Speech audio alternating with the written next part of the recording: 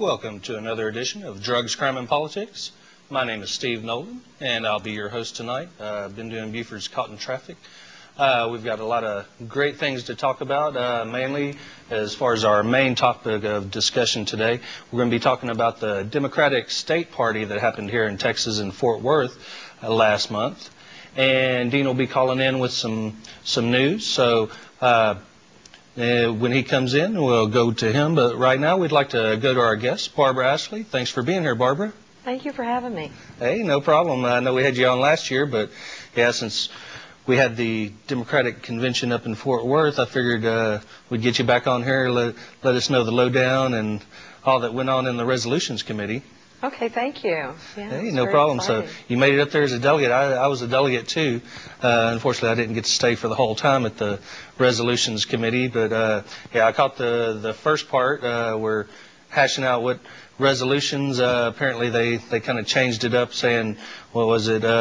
Unless it passed in 2 counties or more, that it was going to be up for, I guess, discussion in the Resolutions Committee, and then they had some others in the background, some of those that, we're mainly interested in. But right, yeah, actually we were given a packet that passed, according to the chair of the committee, 7 or more Senate districts.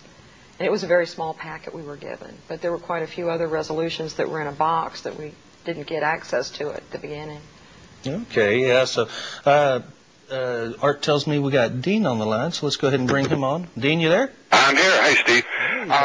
I wanted to point out a couple of things to your audience. One is, as you are aware, we're working on building the next production for the Drugs, Crime, Politics show. We're going to feature Jack Cole, head of Law Enforcement Against Prohibition. We're going to have on Eric Sterling, head of the Criminal Justice Policy Foundation, the man who helped to write most of the mandatory minimum laws in the U.S. Congress. And then we'll be hearing from Dr.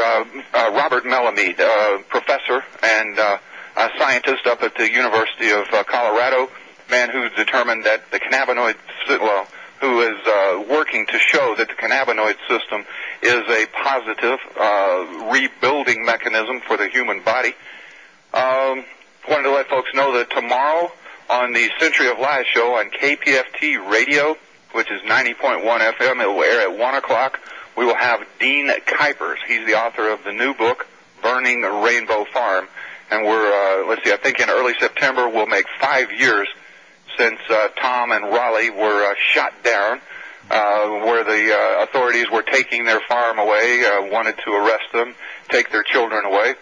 And the guest on the Cultural Baggage Show, which airs at 7 o'clock on KPFT, will be drug war pioneer and Professor Arnold Trebach. He's the author of another brand new book, Fatal Distraction, Drug War in the Time of Islamic Terror.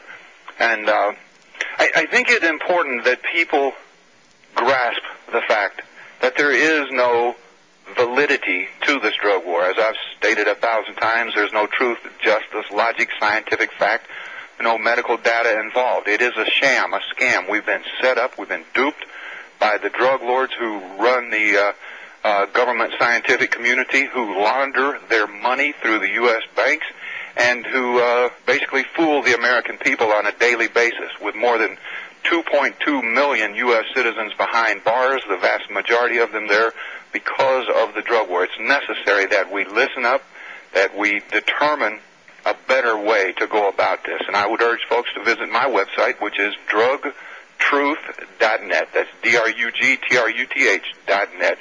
Steve, y'all keep up the good work. I appreciate this chance to speak to your audience. Hey, no problem. Thanks for calling in. That's Friday at 1 o'clock for Century Lies, and then 7 o'clock will be the Cultural Baggage Show. Exactly. Thank you. All right. Thanks, Dean. And as Dean was saying, 2 weeks from now, he's got him a video camera. He's been doing some interviews and things. So hopefully it'll be the start of lots of interviews that we can add, to add more content to the show. But like we were talking with earlier, we have Barbara Ashley with us tonight, and we're talking about the Democratic State Convention. Actually, I guess before we get into that, why don't you tell us how you got into, drug reform? Well, I guess I got into it years ago because I saw that this drug policy just didn't make sense.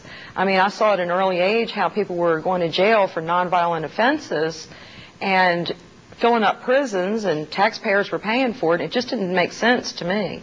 I remember working with an attorney up on the East Coast, and he was involved with NORML, and he was doing some test cases back then, and this was in the early 70s.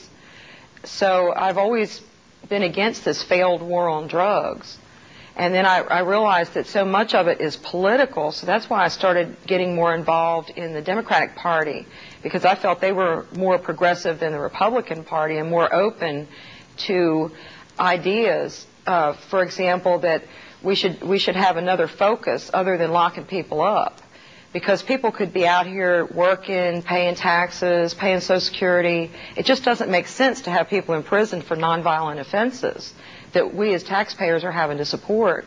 And all we keep hearing about is our prisons are overflowing and we need to build more prisons, and it's just such a horrible waste of money, and millions of people are in jail. It breaks up families. I mean, we have children going to foster care when they could be with their parents, and we could have more of a focus on, as a medical focus instead of a criminal justice focus, because basically we didn't have a drug problem in this country until the Harrison Act in the early 1900s was passed, and we outlawed drugs. Before that, we didn't have a drug problem.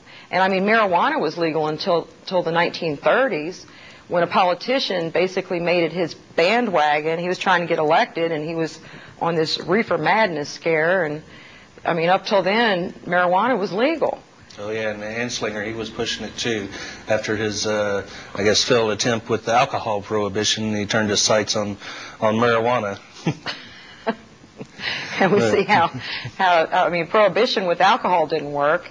And obviously, marijuana has a lot more benefits medically than the alcohol, and a lot less side effects. Oh, yeah, they try to say that it has no medical value, but we have Marinol, which is synthetic THC. And as Rob Campia with the Marijuana Policy Project, he stated one time while he was being interviewed, saying that Marinol is good for you, saying Marinol is good for you, but marijuana is bad, is like saying a vitamin C tablet is good for you, but an orange is bad for you. That makes no sense. But yeah, this, I guess, starting with the 2004 elections, I started getting more and more into the political process, because like you, I started out, I found out where I didn't really find out, but I came to the realization that I needed to do something as far as changing these marijuana laws. And so was it back in 95, 96, actually earlier than that, I've helped out with NORML with some of the bands I was in. But as far as, I guess, getting actively participatory within the membership, I found out, about the protests and different stuff like that. But then as I started getting deeper and deeper into it, the legislatures are the ones that make the laws. And so getting more involved with, I guess, the political party of it. But back like in 2004, I started finding out about the primaries, because they may have told me back in high school, about the primaries and stuff like that, but I don't think we went into it in too much depth. But yeah, you find out that, was it in March, you have your primary, and then you have your precinct convention the night of the primaries, and you get together, you pass any resolutions that you want, elect your precinct chair, and then it goes up to the Senate convention after that, and you try to pass your more resolutions. It's a grouping of more people, and then it goes up to the state convention, which we just had this past June, and then it goes up to the national convention. So, it's kind of eye-opening. As far as the political process of it, I was always thinking, had it in my mind, you vote in November, the first Tuesday in November, but it starts way back from there, back in March, and even actually before that, as far as, I guess, the networking and, getting people to, vote for your vote, or, for your side or your issue that you're wanting to. And so we were delegates up in Fort Worth, and I know Tammy was trying to get on the resolutions committee, and I think Scott Tillinghast for our Senate district, he was wanting to get in on the on the resolutions or platform committee, but both those got voted down. But we got you in there, and also we had some friends from the previous resolutions committee, the bikers, that helped us out. But yeah, I guess let's take it from the beginning. Whenever the resolutions committee met up, yeah, there's kind of a honorary chair to the committee, huh? Yes, to say the least. And it was quite an experience. And I would encourage everybody to, like you said, to learn about the process, to go to the vote in the primary, to go to their convention afterwards, and to try to become a delegate. And then I had to try to talk to people in my Senate district to get elected to be on the resolutions committee. And I had to really study the rules, and the state Democratic Party rules as well as Robert's rules. And it's been a learning experience. This was my third time on the resolutions committee for my Senate district. And what I found out was that the party chair appoints a person to be the chair of each committee, say, for example, the resolutions committee and the platform committee. And every time I've been on the resolutions committee, it seemed like the chair came in there with an agenda from the status quo of the party. And, for example, one chair, a couple years back, we were in El Paso, and the first thing he said was, well, we're not going to let anything out of here that's going to hurt our chances of getting our people elected. And you could tell that he basically didn't want anything going out of that committee other than, say, for example, a memorial for somebody who passed away who was a good Democrat, or something that was very middle of the road. And this chair, he was focusing more on, like, the memorials, and he wanted to read every single one of them very slowly instead of passing all the memorials in one motion, because there was a motion to do that to save time. Break in on you, but I think we got a caller on the phone. Okay. Caller, you're on the air. Do you have a question or comment? I sure do. I don't see why y'all don't advocate and endorse and encourage other people to vote for a write-in candidate named Wana. I believe it's spelled W-A-N-A, for mayor. But seriously, I would love to get in with to talk with y'all about the 18th and 21st Amendment. I'll wait, 2 weeks. I don't know if you've read it, studied it very closely. Love to get into it on your next show. Oh, okay. Bring a copy, study it, and I don't know if anybody's ever read it on your show, but I think it's very relevant to all three of your primary topics. Okay, thanks. You said that was the 18th and the 20th? 18th and 21st. 21st? Prohibition. Oh, okay. Yeah, we know a little bit about that, but yeah, we can see about having that as a focus for one of the shows coming up. Okay, love to do it. All right, thanks. And I'm not sure who the candidate for mayor is. As part of being a nonprofit, we can't, endorse any candidate one way or the other. But if they want to come up and be on the show, we had Mark McDavid, I guess about a month or two ago, and so yeah, just give us a call, dpft.org. There's a contact on there, and we can work something out on there. If you want to call with your questions or comments, it's 713-807-1794. And we'll get back with Barbara here, and we were talking about how the party chair nominates a chair for the resolutions committee, and so let's pick it up with that. Oh, okay. Yeah, and he wasn't following the rules, the party rules or Robert's rules, and he was acting like a dictator. I mean, people would make motions, he would refuse to acknowledge them, things like that. For example, a man made a motion to pass all of the memorial resolutions in one motion rather than read each one because it was taking up so much time, and he said, well, I'm not going to recognize your motion. And then, we were given that very small packet of resolutions to consider that passed 7 or more Senate districts, which was an arbitrary number. The rules said multiple districts they needed to pass. And so he was picking out which ones he wanted us to address. Things that, for example, had to do with veterans, very middle-of-the-road resolutions that Republicans would want to pass. And for example, when we came to the moratorium on the death penalty resolution, he wouldn't even allow us to vote on it. He was insisting that we table it and have it pending pending. Yeah, I remember that. Yeah, what was coming out of the platform, which was really just a way to kill the moratorium on the death penalty resolution. And all 3 times that I've been on the resolutions committee, I've seen the same type of activity. In fact, when we were in El Paso a few years back, once we passed the moratorium on the death penalty resolution, the party chair, the state party chair, closed down the whole entire convention, and people stormed the stage. It was like a riot. It made the front page of the El Paso News. And I mean, you know, the bottom line is people work on these resolutions. They spend a lot of time, effort, research. They're very passionate about the issues, and they really want to be heard. And that's why they spend all this time and money being involved in the Democratic Party and the process. I mean, when we go to these conventions, they're out of town usually. We have to pay our own way. It's not, you know, an inexpensive process. You have to stay in a hotel, eat out, have transportation. So there's a lot of time and effort involved in this. And people get very upset when they're ignored. And so the rule in the Democratic Party rules, it did say that once we convened our committee that we could elect our own chair. And this was in the rules, I guess, the last couple years. And so I just brought up that rule. I pointed it out when we first convened that we were to elect our own chair. And it was like, you know, I was being attacked for merely pointing out a rule. And I was trying to explain to people how we really needed to elect our own chair to avoid being railroaded. And anyway, people didn't want to elect their own chair. We wound up with this guy who was appointed by the state party chair. And then... Yeah, speaking of El Paso, wasn't that where he was from, too? I believe so. He said it was somewhere down in the valley. Yeah, he was an elected official. He was in the Texas legislature.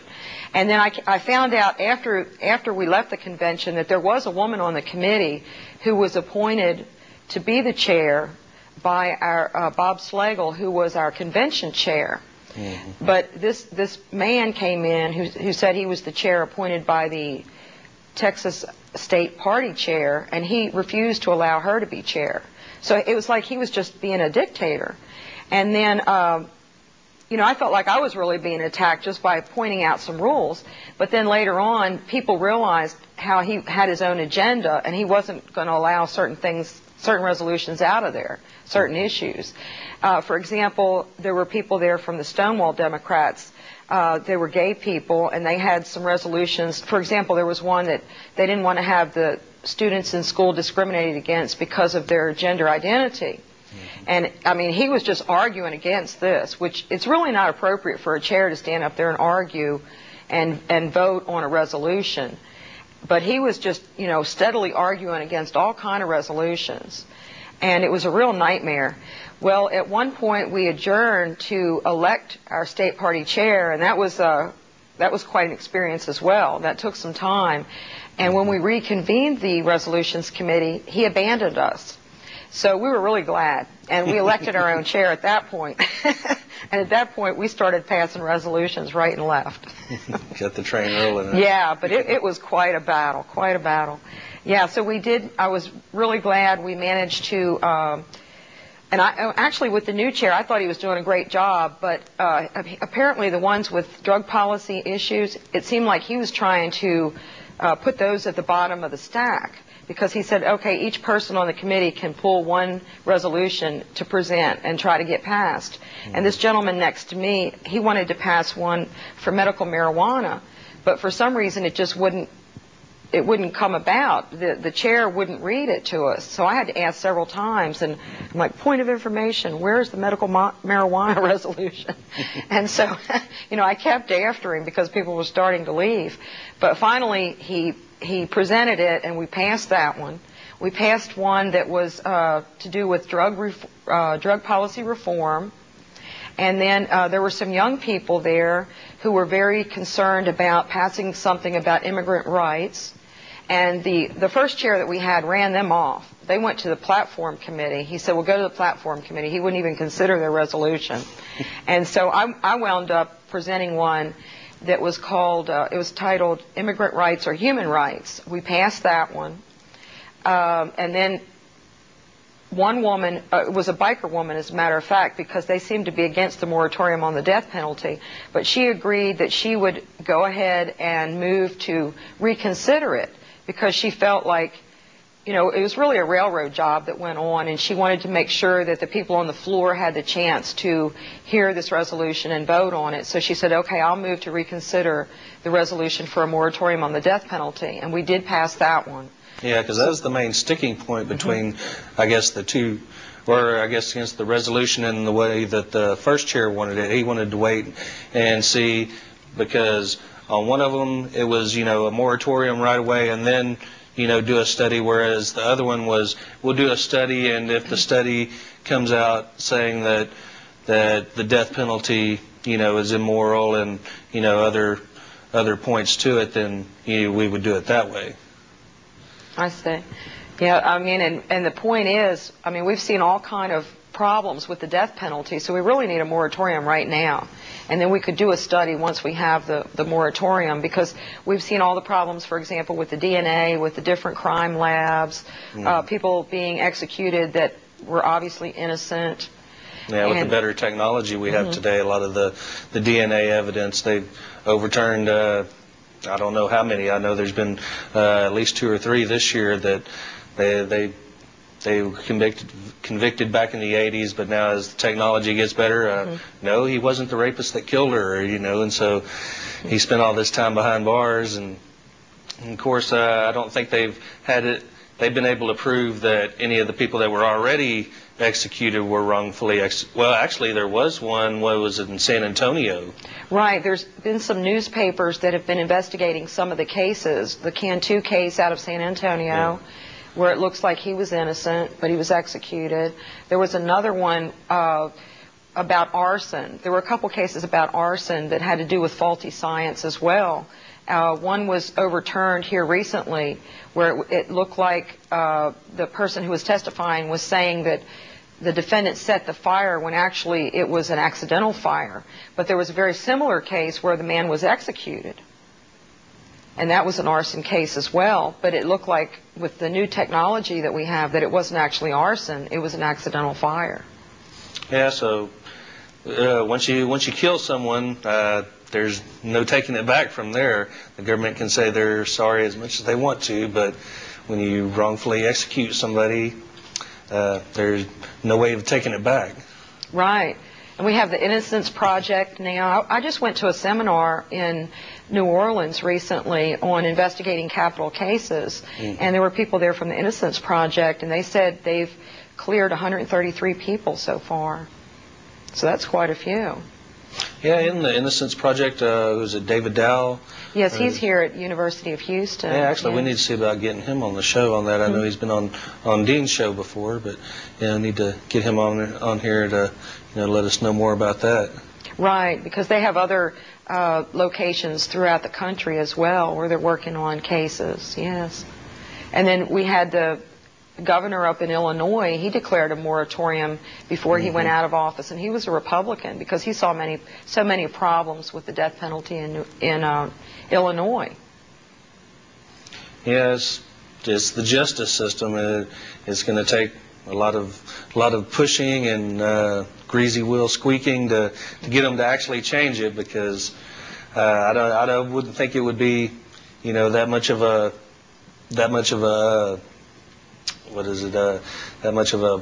rocket science or anything. But if you've had these problems, and the problem with the Houston crime lab, the problem with the Dallas crime lab, but they still want to keep the wheels of justice turning, even though some of them might not be the correct conviction. Yeah, we just want to make sure we actually have the right person, when we convict them. So we got these resolutions passed at the resolution committee, but I think they got watered down in the platform committee, like they did the previous state convention, didn't they? That's what it seems like. I mean, the platform, I think it's a very good platform, but it seems like it's more generic. And the resolutions are more specific. And that's why I didn't understand, well, I guess I do understand. The chair didn't want the resolutions getting out of there because, like the previous chair said, we're afraid it'll hurt our chances of getting our people elected. But, I mean, the bottom line is we haven't been winning any statewide elected offices. So we really need to take a stand. We need to differentiate ourselves from the Republicans. And that's what I hear from young people. When I'm out registering people to vote, I'm a precinct chair. I do a lot of block walking and registering people to vote. I'm a deputy registrar. But the young people, that's all I hear from them is, I don't want to vote. I can't tell the difference between Democrats and Republicans. And, I mean, we really need to show how we are different from the Republicans. We need to take a stand on these issues and not be afraid to take a stand. Yeah, instead of playing it safe, which is actually kind of ironic because the gubernatorial candidate for Texas, Chris Bell, whenever he was running in Houston a few years back, they brought it up about his marijuana use, and it didn't cost him the election. He got elected on that, and so I don't see why politicians run from it. Ron Paul down Galveston way, Yeah. he's not afraid. Of course, he's a doctor, so he's got some credentials to back him up. I guess, since they don't have that point of view, maybe they think they don't have the science to back it up with them. But like Ron Paul, he's not afraid to say that medical marijuana, it does have its place within the halls of medicine. Yes, I was very proud of him for saying that, yes. And I think we covered it actually the last show, but yeah, he was. They did the Hinchy-Rohrbacher amendment in case our viewers out there didn't catch that. Once again, it got defeated, but we got a few more votes this time. But yeah, the political process. It takes. You have to learn the lingo and kind of schmooze with people to get them to get your support. So yeah, it's a lot of work that goes into it, and like I said before, I didn't realize just how much went into it on that. Did you have any plans as far as going to the national convention? I'd like to go to the national convention. It's very competitive. We have to do a lot of lobbying in our Senate districts to get elected, and then, like I said, it takes a lot of money too. We have to do fundraisers or save money to go because it can be very expensive going national. So where's it going to be at this year? I'm not real sure where it will be in, let's see, that'll be 2008. And well, they're not going to have one this year?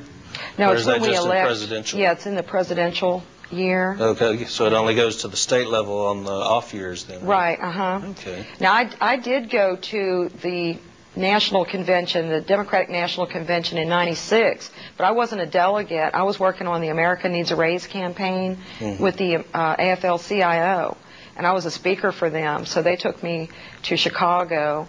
They flew me up there and paid my expenses, and I was a speaker at the Labor Caucus, so that was very exciting. But I only got to go to the caucus and different events that were outside the convention. I wasn't able to get inside the convention, but it was very exciting. Oh, and I do have something on the platform where they wouldn't use the words medical marijuana like you were talking about. It's watered down. But it does say in the platform under health care, it says medical decisions regarding all effective treatment options should be made by medical doctors in consultation with their patients, not insurance company accountants or government bureaucrats. Okay, we're going to have to leave it there for a minute or so while we take our midpoint break. I want to remind everyone, if you want to call up, give us your comments, questions. Our number here, is 713-807-1794. You're watching Drugs, Crime, and Politics. When we get back, we'll talk some more politics, also some more drugs, and I'm sure we'll throw some crime in there too. But we'll be back in just a few. This week in drug war history, July 23rd, 1985. Tulio Gil, judge of the Superior Court of Bogota, Colombia, is assassinated as he climbs into a taxi following his indictment of Pablo Escobar for the murder of Laura Bonilla. July 24th, 1967. The Beatles pay for a full-page advertisement in the newspaper reading, "The law against marijuana is immoral in principle and unworkable in practice." The ad calls for the legalization of marijuana possession, release of all prisoners on marijuana possession charges, and government research into medical uses. July 26, 2001, the British newspaper The Economist devotes an entire issue to drug policy, endorsing decriminalization and harm reduction. July 28, 2003, James Geddes, originally sentenced to 150 years for possession of a small amount of marijuana and paraphernalia and for growing 5 marijuana plants, is released. This is Steve Nolan for the Drug Truth Network. You know in your heart that America needs to reform its laws against marijuana. And you can do something about it by joining the National Organization for the Reform...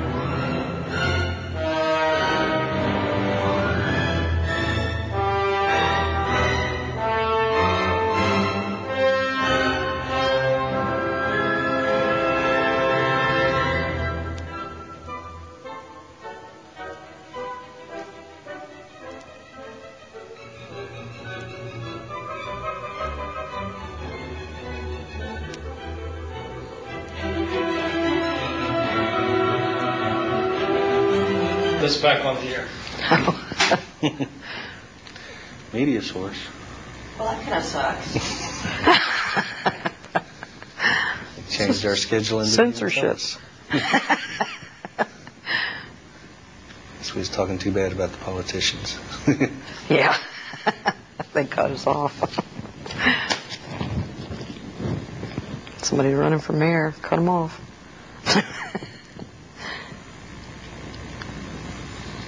Hey, look on the screen, and if you see me pop up, then let me know so I'll start talking. Of course, I wonder if he's got the sound on.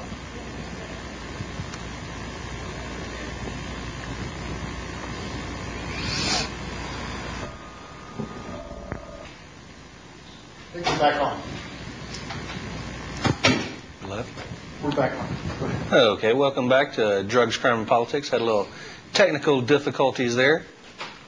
Tonight we have as our guest Attorney Barbara Ashley. We've been talking about the Democratic State Convention. Actually, one thing I wanted to bring up before we get back into that is we've talked about Mark Emery and his seed company up in Canada, how the U.S. government is trying to extradite him back to extraditing to the United States to face charges of selling seeds to American citizens, corrupting the youth, and anything else they can throw on him.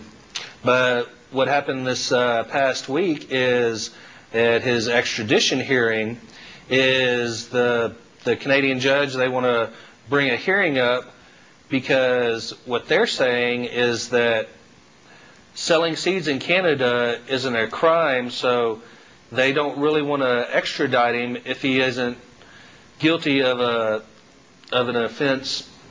If he's not guilty of an offense as far as Canadian laws, and so that's some good news. So it looks like that Mark Emery may not be extradited back to the U.S. And on a side note, a few hours after they got that ruling, actually he was married at a ceremony up in Canada. So that's some good news for Mark up there. I know they've been trying to extradite. They finally did extradite Steve Cubby, and he was brought back and served his time. He had some trouble getting his medicine, but actually I think he's out now, if I remember correctly. He's done with his sentence and all that. But Art tells me we have another caller on the line. Caller, you're on the air. Yes, I just tuned in, so I haven't been listening too long, but... Oh, okay. Do you have a comment or a question for our guest? Yes, just that y'all are for the legalization of marijuana? Correct. We think that the drug policies that we have now, they do more harm than good. There's lots of alternatives that, other than incarcerate and expect people to, if they do have a problem with drugs, to get better without any treatment. There's also people that they seem to be able to use drugs instead of abuse them, and throwing them in jail just isn't the best solution to that. Right, I agree. Oh, okay. And was there anything else you'd like to comment on? Oh, thank you. All right. Well, thanks for calling. Once again, we'd like to remind everyone to give us a call, 713-807-1794. We want to take your questions and comments. Bring forth the discussion of drug policy. That's what we're here all about. I know whenever I started getting in with the the drug policy movement with NORML back in, I guess it was 95 or 96, that a lot of times we'd get laughed off, whenever we tried to bring up a serious discussion about it. But as we've been showing within the past few years, that, we do take it seriously as far as medical marijuana, as far as industrial hemp. You can't throw Cheech and Chong up in our face because we do have scientific facts behind it. But let's get back to the Democratic convention. So it got watered down. Once it got to the platform committee, they didn't want to specifically say medical marijuana, that doctors should be able to discuss it with their patients. They just basically said, any treatment, any treatment available that would be able to relieve some of the pain or help out as far as the conditions, that the doctors would, have the right to discuss it with their patients. Yes, that's correct. It was talking about, basically, it was talking about how the relationship between the doctor and the patient is private, and it shouldn't be interfered with by somebody from an insurance company or somebody from the government. But they wouldn't come legislate medicine. Right. They wouldn't come right out and say, we should have medical marijuana. And actually, I guess as part of that, I know there is also a resolution for syringe exchange that was in there. So I guess they kind of grouped that in there with it too, because I guess they thought they might lose an election if they stood up for something that's been proven to cut down on the number of AIDS cases, the number of Hep C cases. Actually, I was reading in my email a story that came down from, I guess is Vancouver's syringe exchange sites over there, how it's cut down on the crime over there, how it's led more people into detox because they're in a trusting relationship with a medical professional. If they still want to inject, they have a safe place to do it. If they want to get off, if they have a problem with it, then they're in contact with medical personnel that would be able to help them go down that path. Yes, and I mean, that would only make sense, especially with the high rates of AIDS and HIV that we have, to have a needle exchange program, and Hep C as well. I mean, we're starting to see a lot of people get sick and die from Hep C now that have had it for a long time, but they just didn't display the symptoms. And actually, I don't remember ever seeing that resolution even come to our committee, because like I said, there was a whole box full that we were not allowed to have access to until we managed to basically run off that chair that was that was planted in our committee. Oh, and actually we got some word from Tammy, our camera person, that is actually Representative Ramon from Laredo. Oh, okay. Yeah, that was his name. Let's see, Raymond from Laredo. But, Richard Raymond was his name? Yes. Yes, he was a state rep from the Valley. And actually, as far as the drug war, he should be able to see firsthand how the violence created by the black market, basically, because you don't see Budweiser shooting down Miller. I mean, they may poke fun at each other in commercials, as far as who gets the bitter beer face or whatever, but you don't see them, knocking them off for turf, whenever someone goes to supply the Stop and Go or the Circle K, they don't shoot it out to see who gets their wares on the shelves first. Right. So you'd think that they would know about that, but apparently he doesn't pay attention to the drug trade in his own district. That's what it looks like. But I guess another thing as far as the convention, Noelle Davis, who's been on the show before, she had her Texans for Medical Marijuana table out on the expo area. Yes. Where they had all the different things where you could, buy campaign buttons from years past, and also different candidates. They would have tables there, and also arts and crafts and different stuff like that. But she was there, and she gave a talk with the bikers, and also she made it around to a few of the other caucuses that were put on to as far as getting medical marijuana, getting it, passed in the resolution committee and also the platform committee. But there's also a second table. Craig from the Dallas area, they had a table for regulation and taxation of cannabis. Right. I visited that booth. It was interesting as well. Yeah, and actually, I think he's on the DPFT list, if I remember correctly. The listserv, if you go to dpft.org, there's a section that'll tell you how to sign up for the DPFT listserv. Basically, it's an email list that you reply to it, and it goes out to everyone in the group, so it's a great way as far as discussing different ideas and different things coming up. But he had a table there. Basically, they want to regulate it and tax it.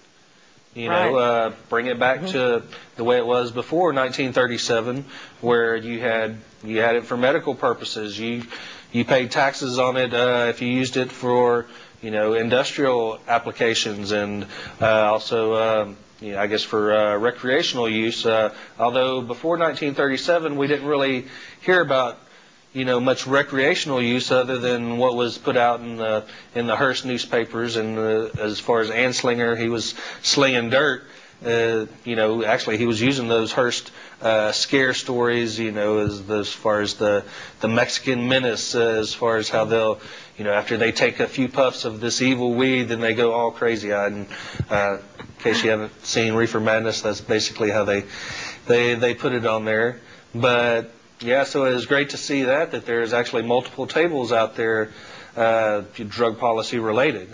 Right. Yeah, and if we taxed it, we could balance the budget.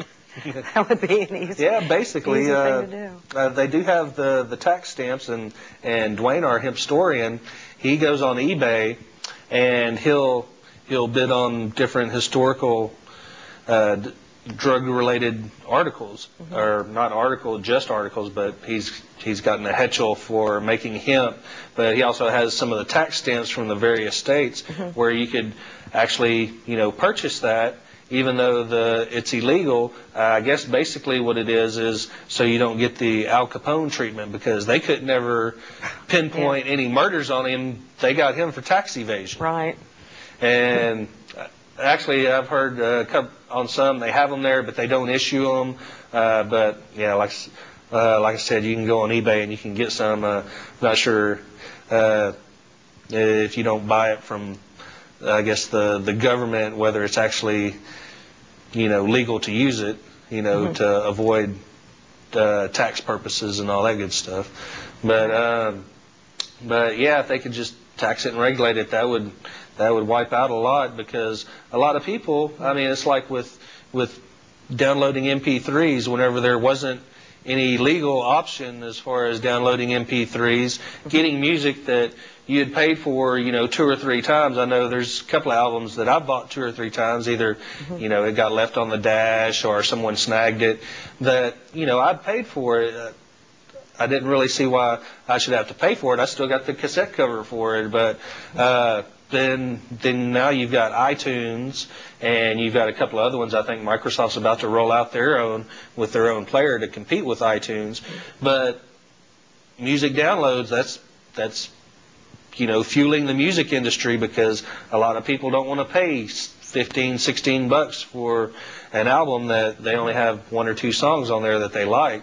So if people have the option of, well, let's go down to North Main and score us a bag, or we can go to a regulated establishment like a liquor store, which is basically what we'd wanted as far as a regulated model, be like the liquor industry, whether go down to North Main, take your chances that you're getting some ditch weed, or whether something that would actually help you if you have a medical treatment, medical condition, or if you go to a regulated store, it'd tell you what kind it was, where it came from.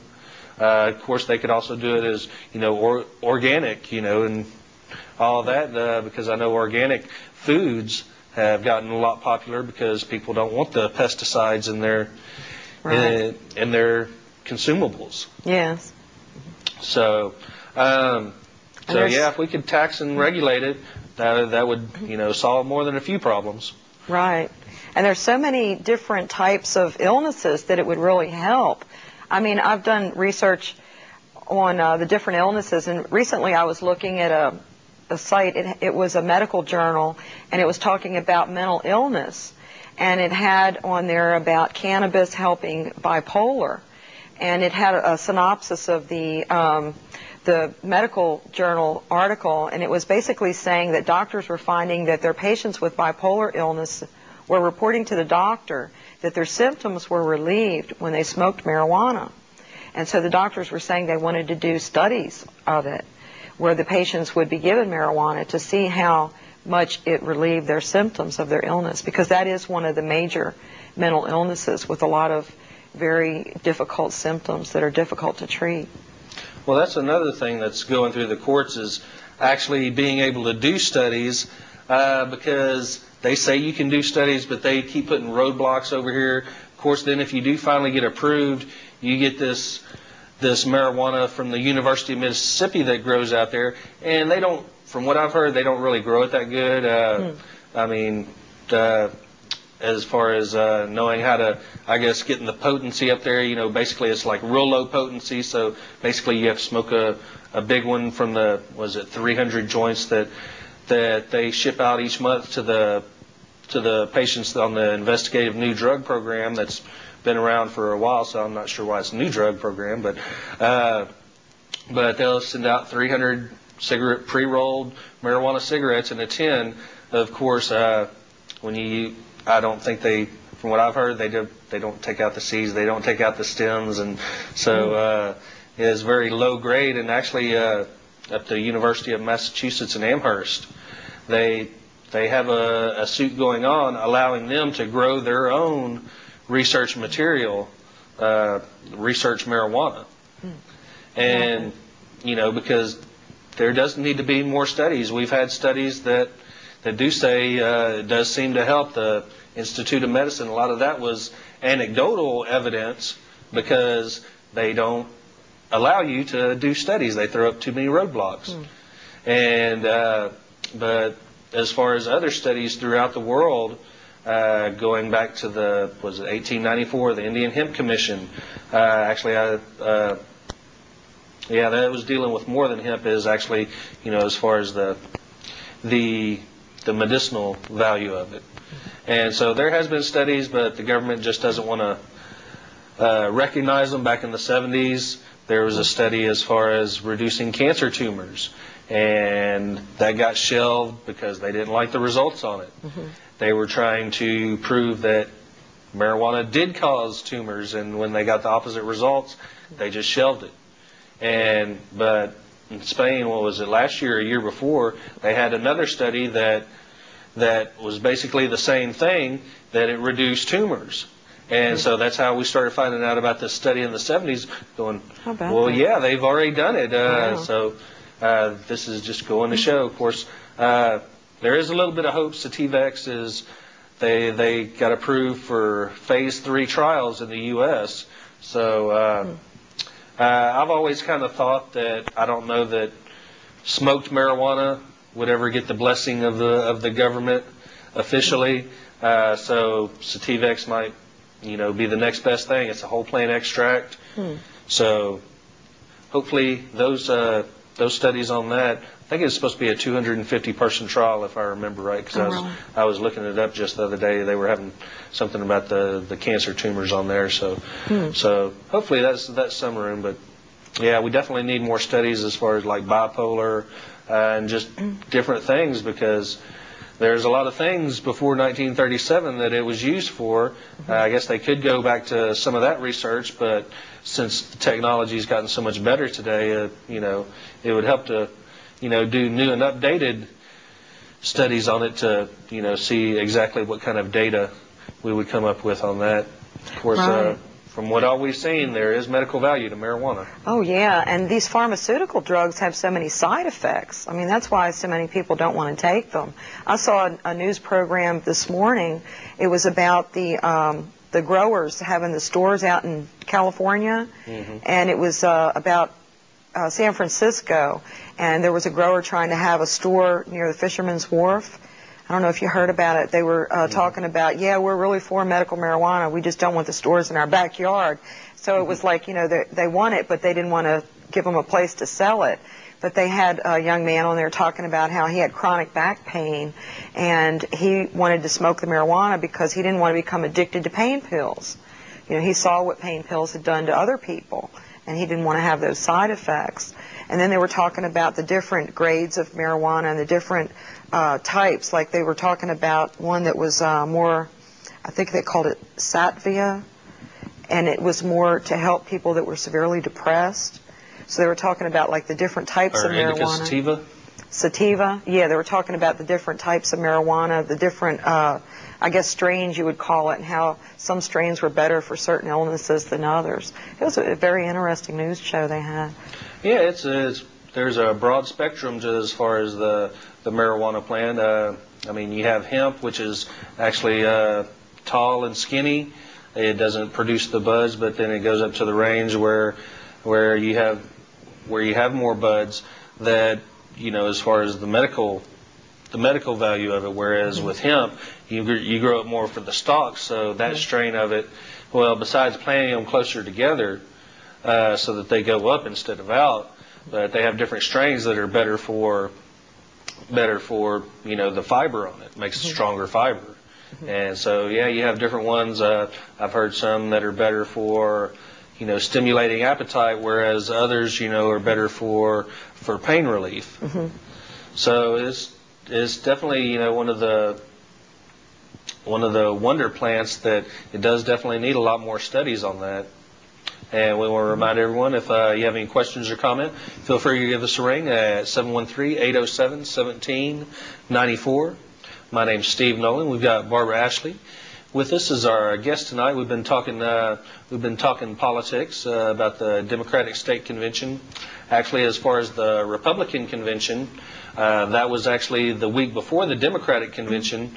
They had theirs in San Antonio, if I remember right. And Dwayne, our historian, he actually was precinct chair, got to be a delegate for it, and he got it to pass in his precinct. He wasn't able to get it passed in the Senate, but he brought it before their resolutions committee. They pretty much shot him down on that. But yeah, I think that needs to be one way. Well, I don't really think it should be a partisan issue. I think all the parties should embrace drug policy reform, because the evidence of it, especially, I know there's been a lot of talk as far as no-knock searches, that the Supreme Court, that they basically said that the police, they don't have to knock whenever they do their commando SWAT raids in the middle of the night just to serve a warrant. They can bust your door down and just don't have a gun and point it at them if you think they're a burglar or anything. Yeah, you wind up shot and dead. Yeah, there goes our Fourth Amendment. Yeah, what do you think about that Supreme Court decision? Well, I think it's terrible. I just see our Constitution being eroded by this Bush administration. I'm just horrified. There's so many examples of either they get the wrong address, or the person that they're looking for hasn't been there for 2 weeks or a month or whatever. They just don't get the current information. They make too many mistakes, and like we were talking about with the death penalty, whenever you kill someone, whether it be electrocuting them or injecting them with the death penalty, or you shoot them in a no-knock raid, who was it? Besides, Ezekiel Hernandez, that wasn't a no-knock raid, but the one that they had in Houston just about 4 or 5 years ago. Oh, yeah, where they shot that guy a whole bunch of times. Oregon? Pedro Oregon? Yeah, Pedro Oregon. And I know we've discussed it plenty of times here. Yeah, you know, he was in, you know, not the best part of town in Houston. So, you know, it is usually a good idea to have some kind of, you know, home defense. And his was a pistol, and basically they came in, they had gotten some witnesses So basically, from what I understand, is that they had someone that was basically flipping over and, narking on someone to get out of their predicament that they were in. And, saying if you tell us who we got it from, then, we'll let you go and all this. And basically they said that no drugs were found. Pedro Oregon didn't have any drugs in his system. Did have a pistol in his hand because I think it was 1 o'clock in the morning when they did their raid. And at that area of town at 1 o'clock in the morning, And that could be anybody. I mean, we see home invasions all the time, and if you hear somebody trying to break in, you could, think it's a burglar, and that could be an automatic reaction to just, pull your gun out in self-defense, defending your home and your family. Well, within the past 5 years, there's been a couple of times where there's been police impersonators also. Oh, yeah. They're the ones that actually knock. Oh, yeah. Maybe that's the way to differentiate Try to trick you into thinking they're the police. If they knock, they're probably not the police, which is kind of a sad state of affairs. But there is one other thing I wanted to mention about, while we're on the topic of crime. Quite often in the school districts, we see the children being kicked out of school and sent to alternative schools for little things, like, for example, having a lighter. Maybe they forgot they had it in their pocket, or, just any little thing. And I do work with children trying to keep them in school and out of the criminal justice system.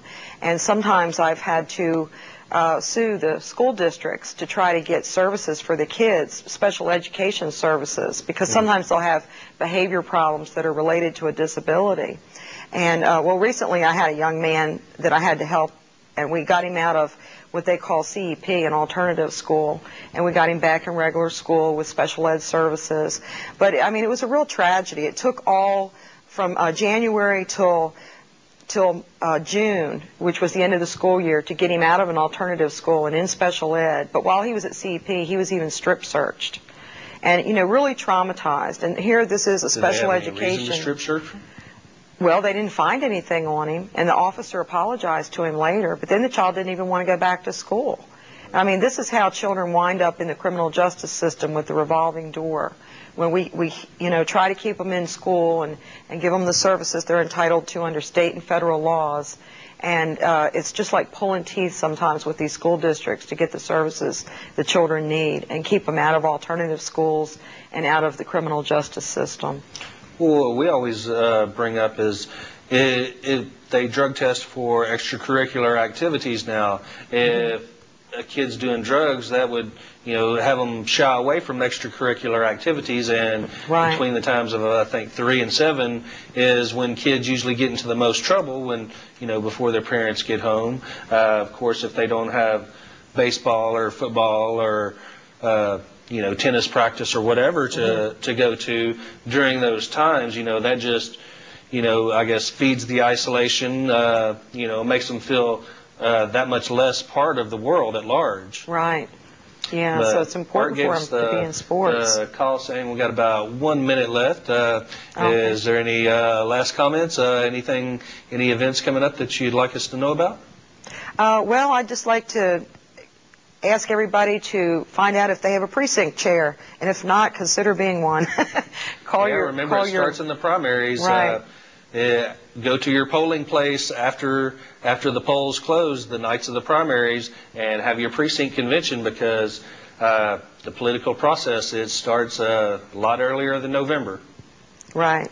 But we'll be back in just a couple of weeks. Actually, we'll be having a pre-recorded show. Dean, like I said, Dean's going to have some clips to put on, and I'll put some on there. And so our next live show will be in about a month. So y'all tune in 2 weeks, and we'll see you live in about a month. And once again, my name's Steve, and I want to thank you for watching Drugs, Crime, and Politics, and we'll see you next time. Thank you.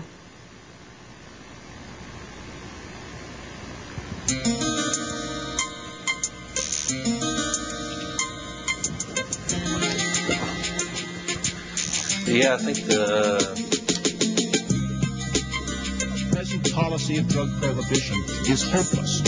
It is hopeless. It will never get better. Literally, victory today is being defined as slowing down the pace of defeat. We ought to listen to science and medicine when it comes to whether marijuana or any other substance has a medical benefit. Fact that marijuana is a less dangerous drug.